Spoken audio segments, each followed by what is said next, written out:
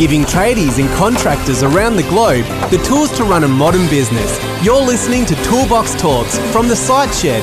Now here's your host, Matt Jones. So welcome back to the Site Shed. Understanding SEO is the name of this series, and it's a three-part series where I've been joined by my co-host on this series, Dave Jenyns from Melbourne SEO Services. We have discussed in the first episode website, we've discussed in the second episode content, and in this third and final episode, we're going to talk about what to do with the content that you have created. So, Dave, thanks for joining us again. Yeah, pleasure. It's been a great series. It has. I think we've got a future here, Dave. Yeah, it's extraordinaire. So I can see it now. So, look, in this episode, we are talking about what to actually do with the content that we created in the last episode. This is really important because there's not much point in creating content if you're not going to do something with it. So, where in the first episode, we talked about the website as the foundational product for your business marketing. So, you know, having a modern website that can allow you to then create content on it. Now we want to talk more about, okay, so now we've got the website. Now we've got a bit of a content strategy in place. What do we do with this content? Yeah. So, Dave? I don't know if that was a question or not. I'll let you. No, it wasn't. I was just going to say, why do we need to syndicate or share content that we've created? The biggest thing is just this idea of building content and they will come is a bit of a fallacy.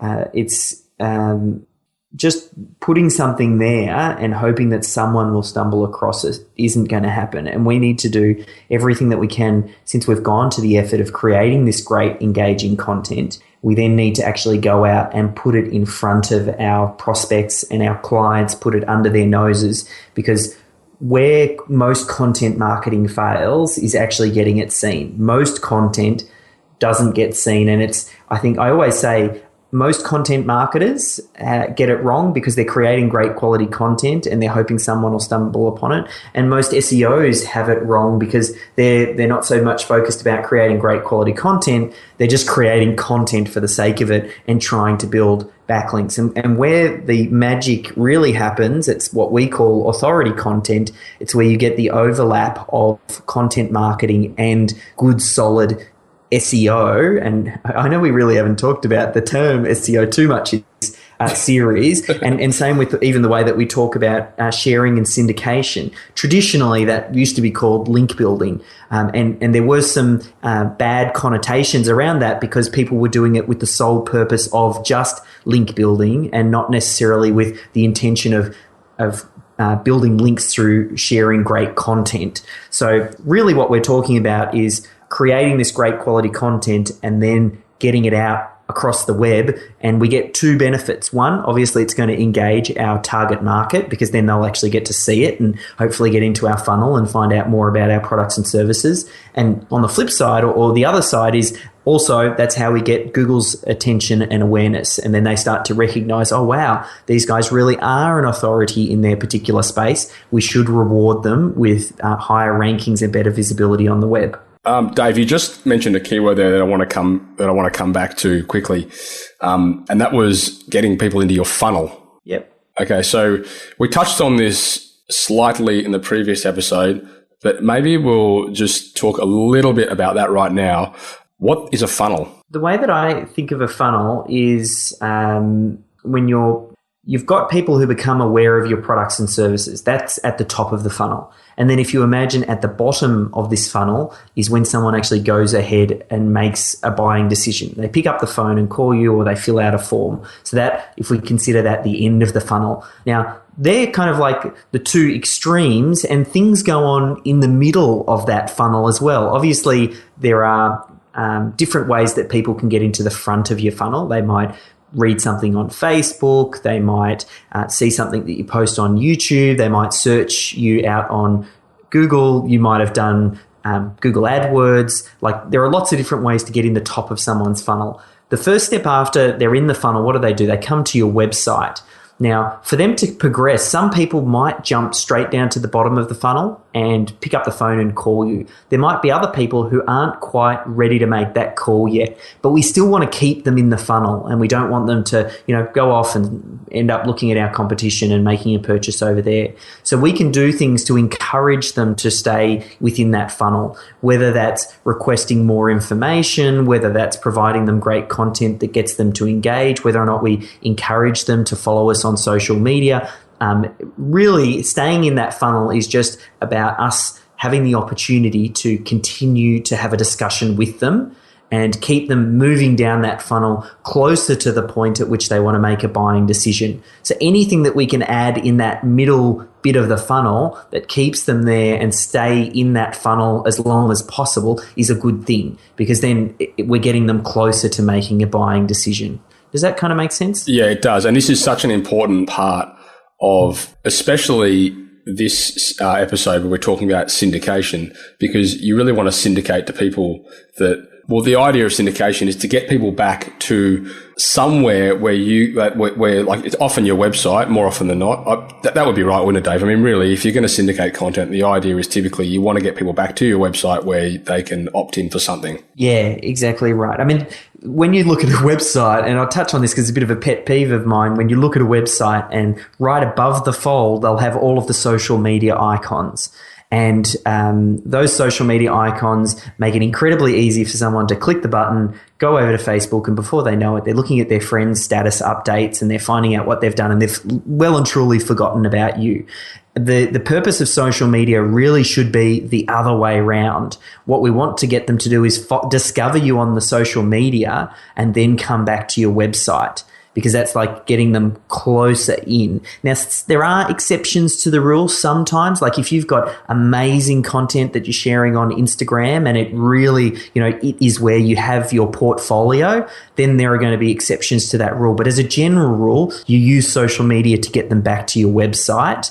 Not the other way around. You don't use your website to send people off to social media. Yeah, okay. I mean, look, there's a whole other episode here that we could. There's probably a whole series, to be honest, we could do on the sales funnel process. And actually, we've got a video series on the website, which will soon be up on the site shed as well, which is about the sales funnel process and how you can implement that into your business.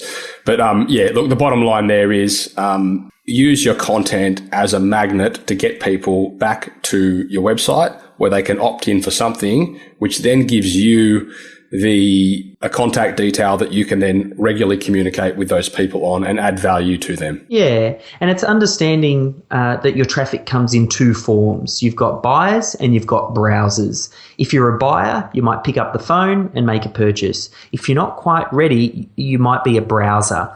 And if you're a browser, rather than letting them hit your website, only talking to buyers and not worrying about everybody else and losing them, if you do that, you're leaving a lot of money on the table. You want to also talk to the browsers who aren't quite ready to make that decision yet, but they're close enough that they're still looking. And if you can provide something useful, then we can get their details and have an ongoing discussion and move them down that funnel and get them closer to making a buying decision.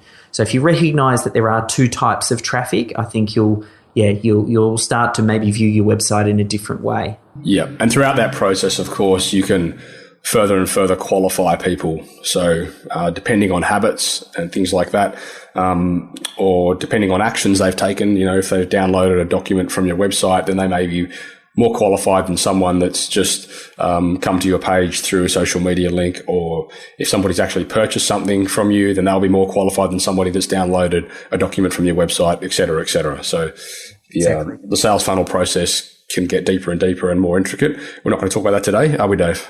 No, that'll be the next series. Yeah. Okay. Now let's just talk about a typical. So we've created content. Let's say, for example, we created a YouTube series on tips on how to maintain the longevity of your timber deck. How am I then going to use that content that I've just created in a video series? How am I going to syndicate or share that? Step one is just thinking about where your target market is. So who is the audience that we want to share that message with? And then once you recognize that, you might sometimes, I mean, it's all the buzz right now. People will be talking about different social media platforms, and they'll talk about Twitter or LinkedIn or Facebook or whatever. And they think because it's the buzz that they need to be playing on those platforms and they need to be sharing content in that space. If you're looking for a business professional, then it makes sense for you to post content over at LinkedIn. If you're looking for a stay-at-home mum who, is in that 30 to 40 bracket, then Pinterest could be a good platform for you. Or if you are looking for teenagers between 15 and 25, you might start playing in Snapchat.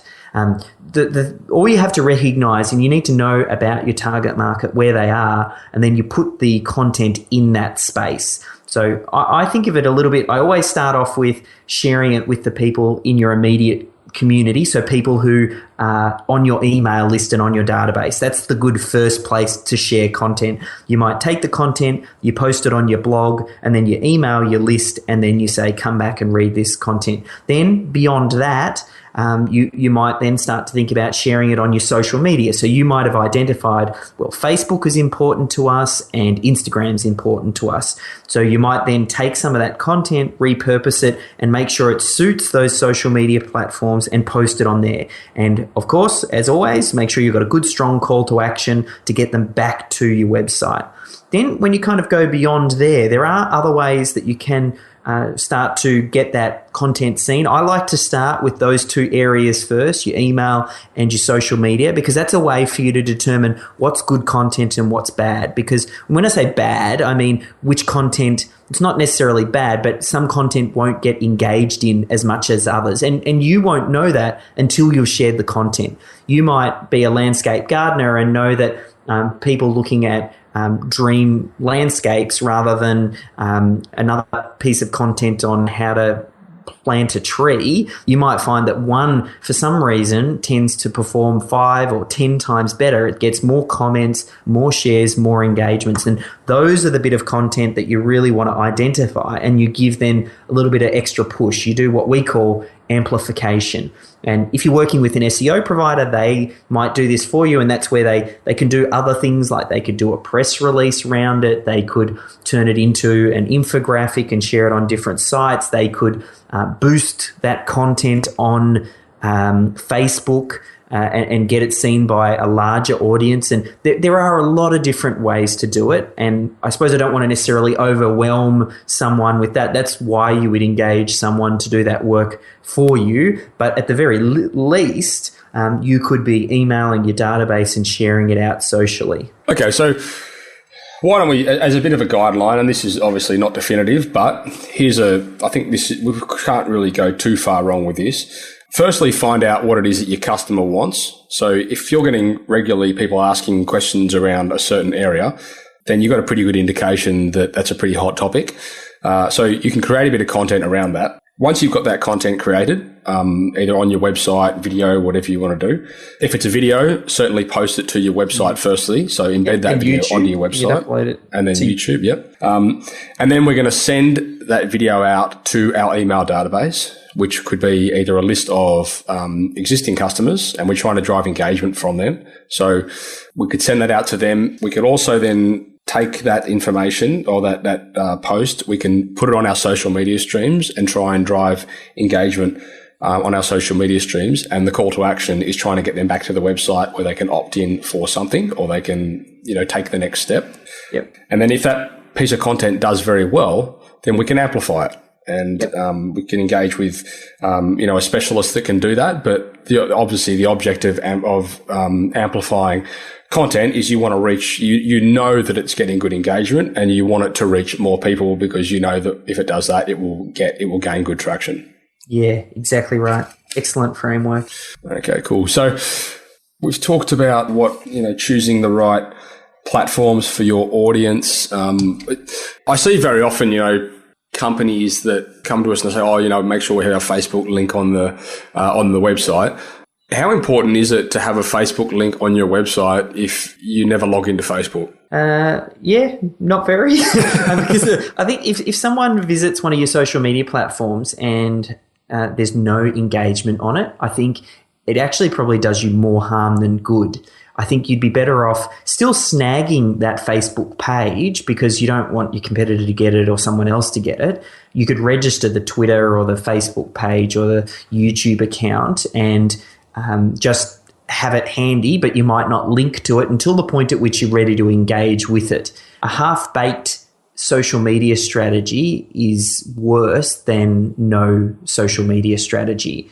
And you also need to keep the message very close and on brand. I see a lot of social media companies out there that you'll pay for 5 blog posts a week or something like that. But unless they understand your message and your audience, it feels wrong in that they're not getting your brand right, and they're just oftentimes doing like a push strategy, like, hey, come back to our website, do this, do that. Whereas social media, it's more of an engagement tool.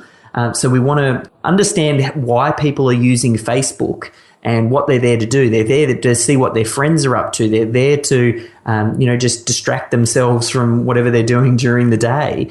So we want to make sure that whatever we're sharing with them is interesting enough that they'll want to go, oh, wow, this doesn't feel out of place. And I think that's where a lot of people go wrong. They just see it as the sole primary purpose. They're seeing is, hey, I've got an offer. I want to let them know about my offer.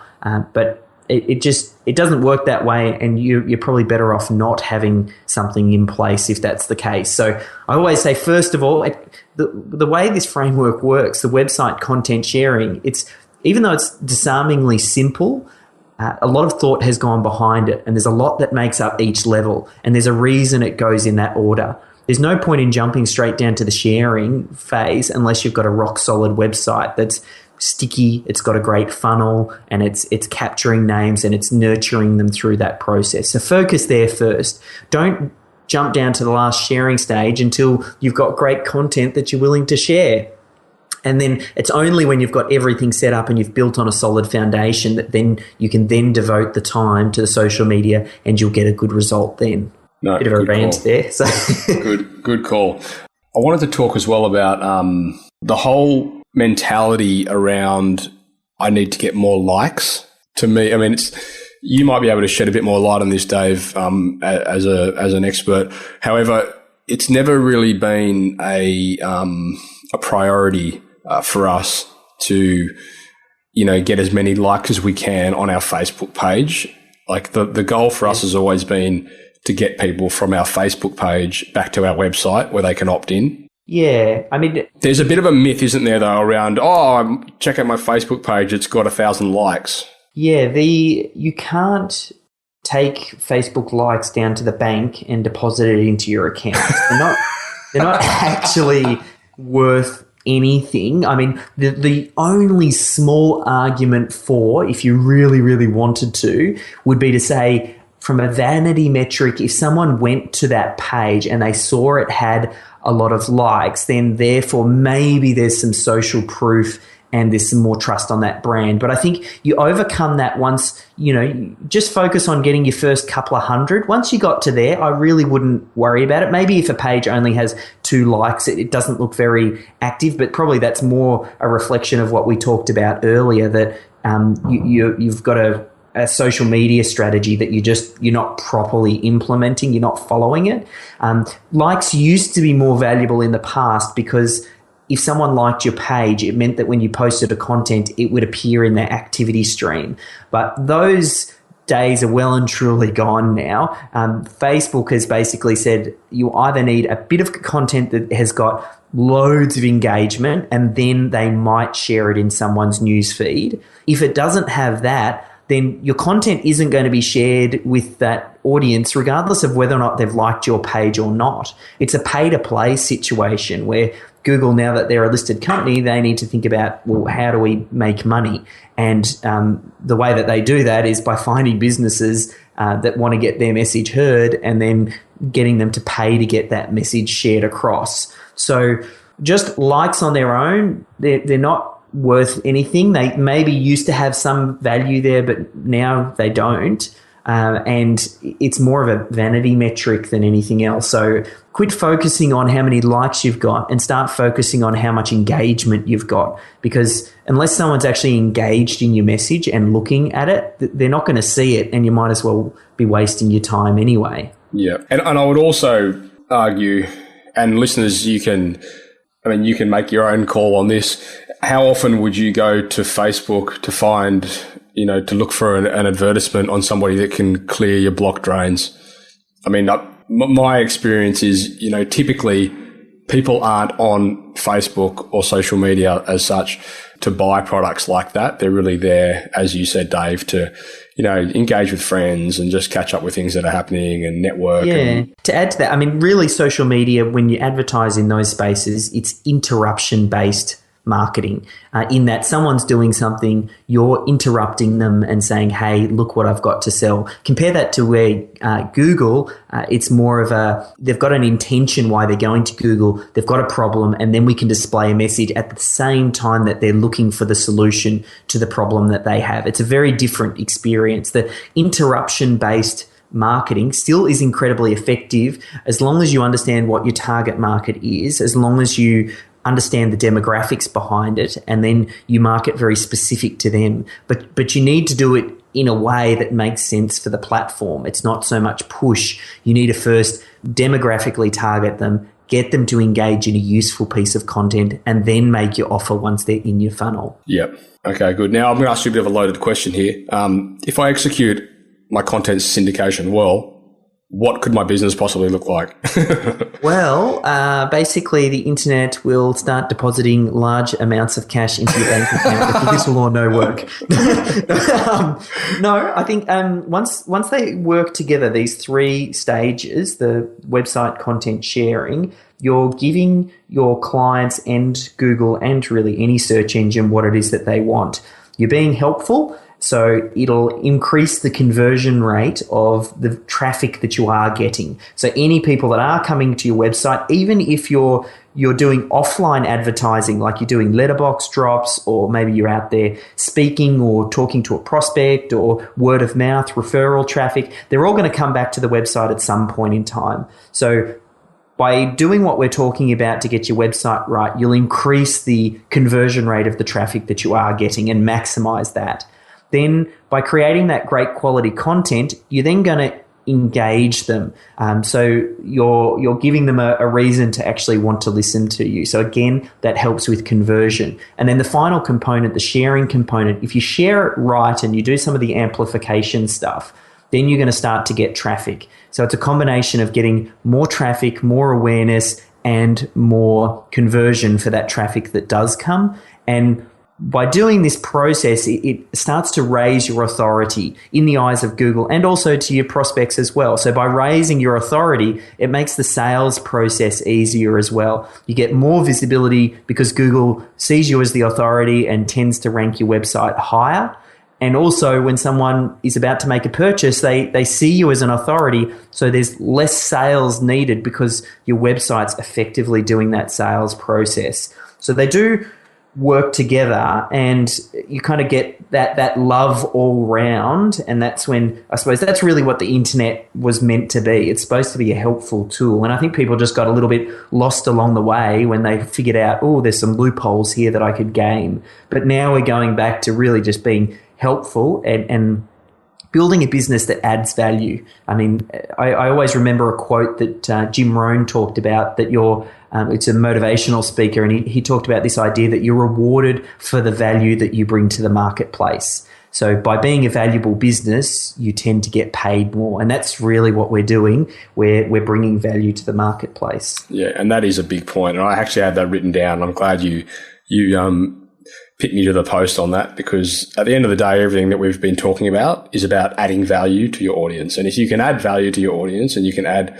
regular content that people can apply or people can get stuff out of, then 100% you're going to look like the expert in their eyes. So, all right, look, Dave, I think that pretty much sums up what I wanted to talk about from a syndication point of view. I might just go back quickly to that framework. So, firstly, we create the content and we make sure that content is on the website. The content we then would syndicate out to, firstly, our email database. So whether that's existing customers, which it more often than not will be. If it's, hopefully you've got some sort of CRM implemented into your business, CRM being a customer relationship management software, which helps you keep track of not only your customers, but your leads as well. We're not going to get into that now. That is an entire another series there. But once you can then send that information out to that database via email, you can then attack your social media streams. So you can post that content that you've created onto your social media streams. And then if the content that is performing well and it's driving good engagement, we then have the option, if we want, at your discerning call, to amplify it. So we can amplify it through boosting posts on your Facebook. You can build infographics. You can repurpose the content, all that kind of stuff. And that's what an SEO really does as well. Like there are other strategies that they've got to push it even further. So a good SEO and someone who understands digital strategy, and this goes full circle back to what we talked about in the very first episode, is how much more encompassing SEO is these days than it once was. It used to just be about selecting your links, putting them on the page, selecting keywords, putting them on the page, and then building backlinks. Now you can see a well-rounded strategy encompasses a lot more, and a good SEO will guide you through that process. Look, and I think, Dave, as well, I mean, one of the reasons that I was so keen to have this series and have you co-host it is because, like myself, you guys don't have that, well, we're an SEO company or we're a web design company. And, we find so often, and I've got so many case studies of this happening, where people go to see a web designer, and they get a website built, which looks great and pretty, but it absolutely doesn't, for 1 second, consider the ecosystem that surrounds it. So, I think it's really important when you're engaging a contractor to help you with the various areas of your online business, that you're engaging somebody that has a holistic approach to the ecosystem that surrounds what you're trying to achieve. And it's very, very rarely, I mean, I know from my experience, when people come to us after a product, they don't really understand. I mean, they're coming to us because it sort of ties into a specific buzzword that they've heard. So it might be, I need AdWords, or I need SEO, or I need a website. But then when you dive a little bit deeper into what it is they're actually trying to achieve, more often than not, it will include, an array of things that all tie into the one product. So my advice to listeners would be, when you do want to engage with a specialist, make sure that specialist has a really good understanding of your business, and they have a really good understanding of what you're trying to achieve. And then they also understand the ecosystem of how everything's going to work together to help you achieve that goal. Yeah, I couldn't agree more. I mean, your website and really any of your marketing, it doesn't live inside a vacuum. Like there are lots of different things that interplay, and that's where the magic happens. If you just focus on just one thing, it tends to fall over. But by focusing on all of them, you build a very solid business, and you build a very solid web presence that isn't singly dependent on one thing, which actually keeps you safe, because regardless of whether or not Facebook has an update or Google has an update or YouTube changes their algorithm, you're not so dependent that, hey, your entire strategy just falls over. You're very safe, and you've got a well-rounded approach that stands the test of time. And it makes the work and the investment that you put into the website a long-term investment that then pays off, rather than something that you just, put some money into, and then once that strategy or tactic runs out, then you lose the value from it. We love seeing websites as long-term valuable assets, probably the most important marketing asset you've got. Okay, look, we're running out of time, so let's wrap this up, Dave. I just want to quickly go through, I suppose, the 3 points that we've spoken about. The first one being website, the second one being content, and the third one being sharing/syndication. And I just want to get a couple of key takeaways. So let's start on website. What are some key takeaways that people can, or the listeners can implement into their business after listening to this series? Yeah, the key takeaway for your website is making sure that if you haven't updated your website in the past 2 or 3 years, that it's time to update. Make sure that you design your website specifically focused for your target market.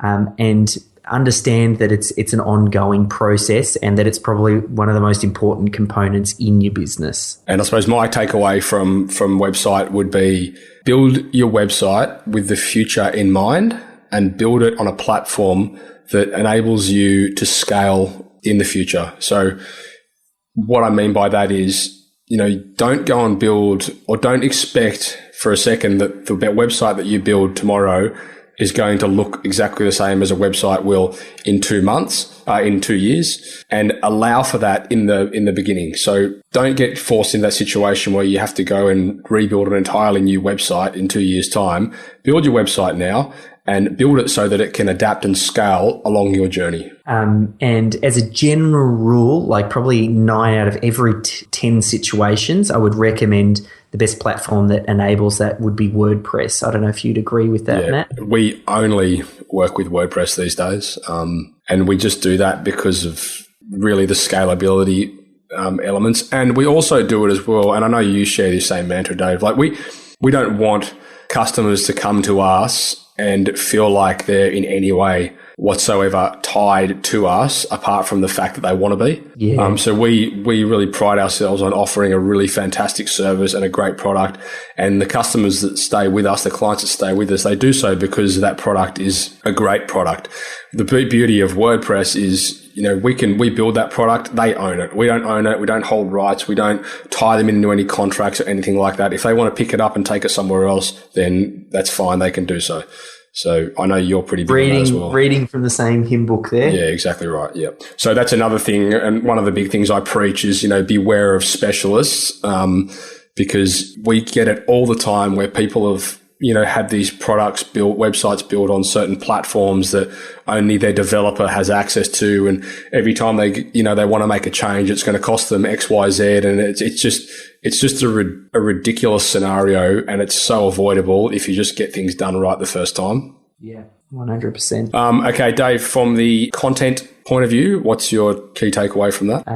Create content with a purpose. Make sure that you create really great content, understanding that everybody's busy. So you are just, for lack of a better way of putting it, you are just another distraction. So we need to make sure that the content that you're putting out is an interesting distraction that is going to engage the people. It always just comes back to thinking about what's someone thinking about just prior to them making a buying decision, and create content around topics that surround that area. And do it consistently. That's another thing. You just got to keep going at it. It's not just a one-time hit. Yep, that's excellent. That's pretty much what I had there. I suppose when you're creating content, and we spoke about this a lot, but just make sure that you're adding value. So it's always about adding value.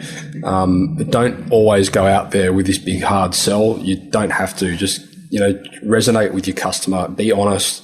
Add value to them. When the time comes that they need your services or your products, then they'll come back to you. Yeah. And finally, syndication. Dave, takeaways? Yep. Consider every piece of content that you're putting out there, and still approach it with an SEO mindset, in that you want to be optimizing every piece of content. And I don't know if we touched on that much in this final piece, but you really should be taking some of the principles of SEO and making sure that you put keywords into the content that you are creating naturally. Like, you don't want to force it in there, but I think you need to find that good overlap of great SEO and great content marketing. That sweet spot in the middle is very important.